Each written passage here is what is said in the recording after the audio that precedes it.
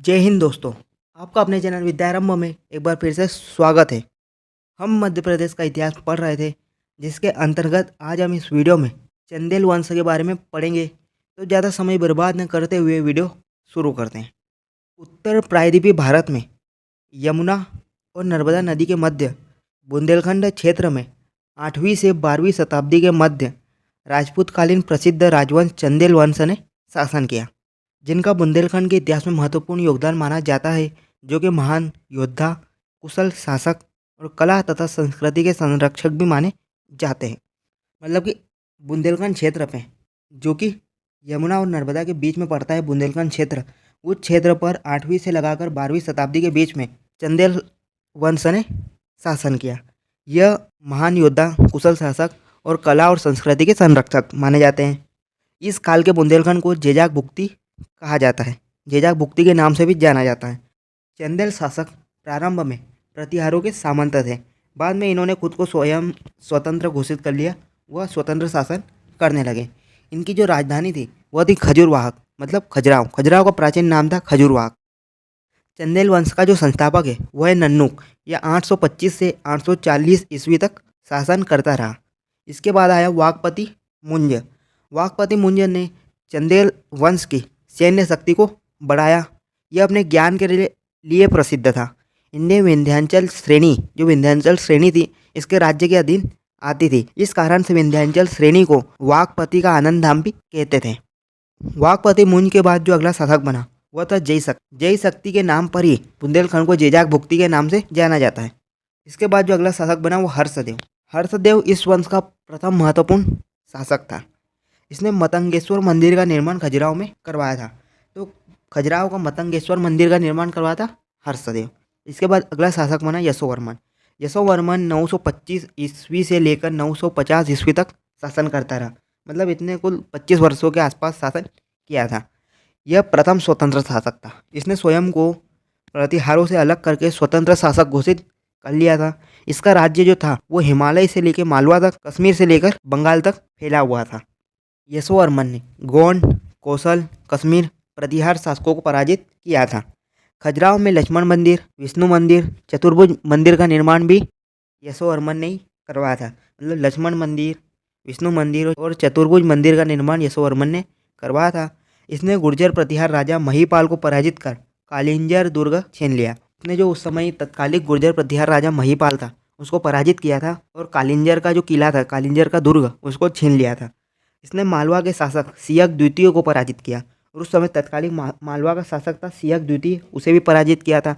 इसने हिमालय पर रहने वाली खस जाति, जिन्हें खोक्कर कहा जाता था, उसे भी पराजित किया था। मतलब हिमालय पर रहने वाली खस जाति, खोक्कर जाति को भी पराजित किया था।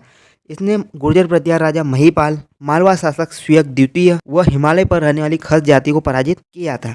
यशोवर्मन के बाद उसका पुत्र धंगदेव अगला शासक बना।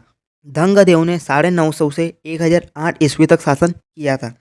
राजा धंग ने सुबुक्तगीन के विरुद्ध जयपाल को सहायता भेजी थी। जो अरब आक्रमण हो रहे थे, अरब तुर्क आक्रमण जो हो रहे थे उस समय, जो सुबुक्तगीन था उसके विरुद्ध जयपाल को इनने सहायता भेजी थी।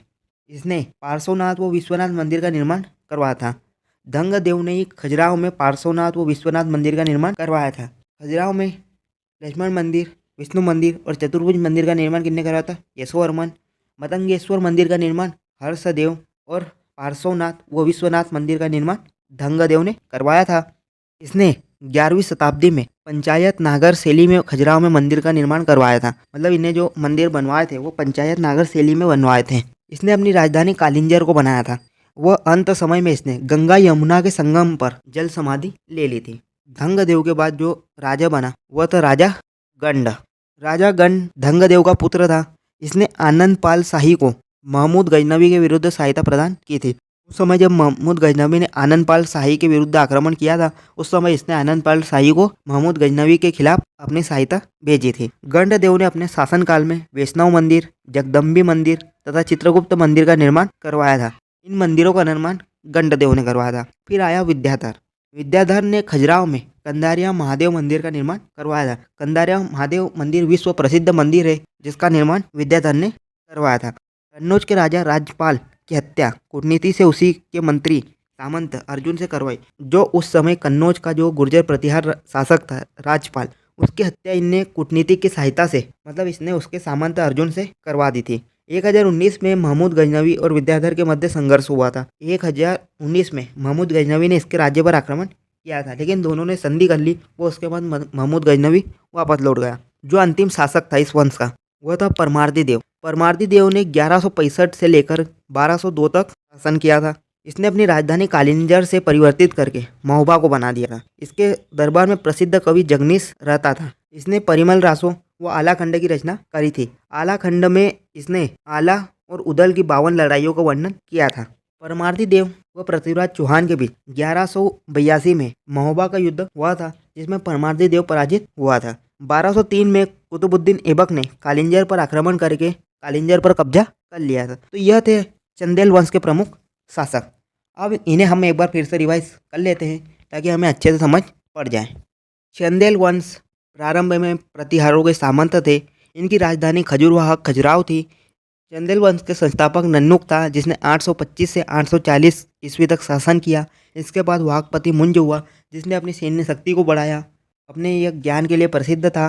विंध्याचल श्रेणी इसके अंतर्गत आती थी। विंध्याचल श्रेणी को वाघपति का आनंद धाम भी कहते थे।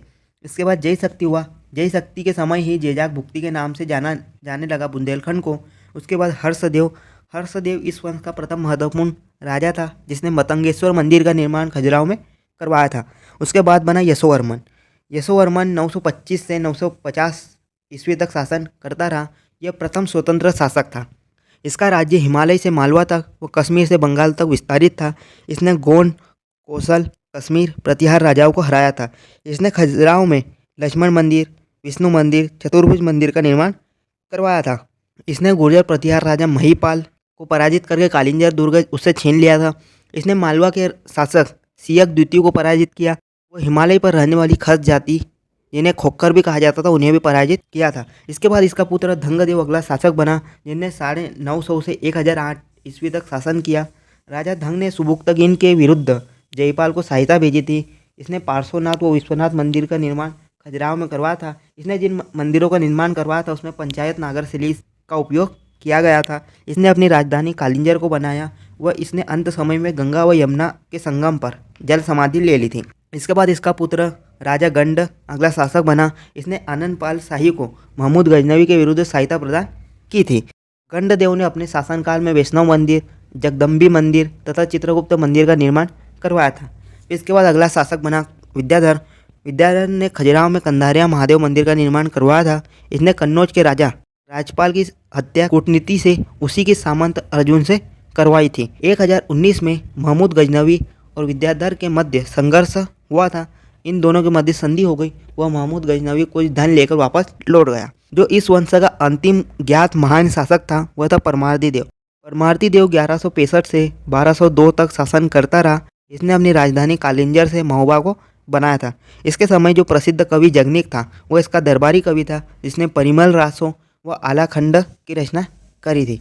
आला खंड में आला उदल के 52 लड़ाइयों का वर्णन किया गया है। परमार्दी देव व पृथ्वीराज चौहान के बीच 1182 में महोबा का युद्ध हुआ था, जिसमें परमार्दी देव पराजित हुआ था। 1203 में कुतुबुद्दीन ऐबक ने कालिंजर पर आक्रमण करके कालिंजर पर कब्जा कर लिया था।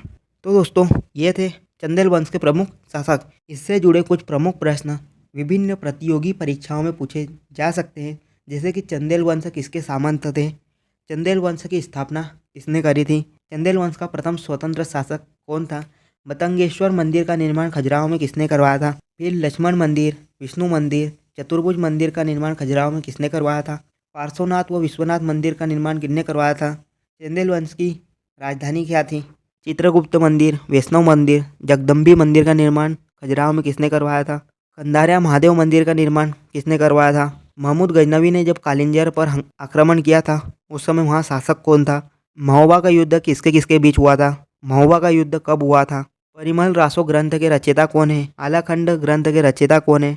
यह सभी विभिन्न प्रश्न विभिन्न प्रतियोगी परीक्षाओं में पूछे जा सकते हैं। तो आपको यह वीडियो कैसी लगी कमेंट में ज़रूर बताएं। वीडियो को लाइक करें, चैनल को सब्सक्राइब करें और ज़्यादा से ज़्यादा शेयर करें। तो मिलते हैं फिर अगले वीडियो में, तब तक के लिए जय हिंद, जय भारत।